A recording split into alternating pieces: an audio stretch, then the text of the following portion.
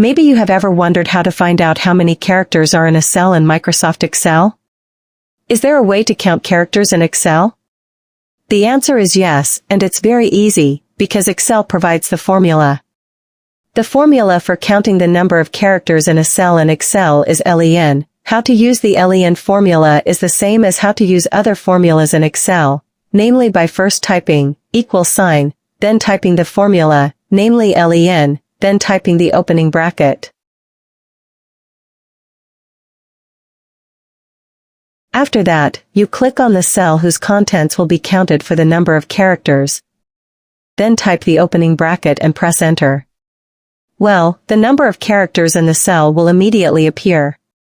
The characters that are counted are all letters, numbers, punctuation marks, and others, even spaces, are also counted as characters.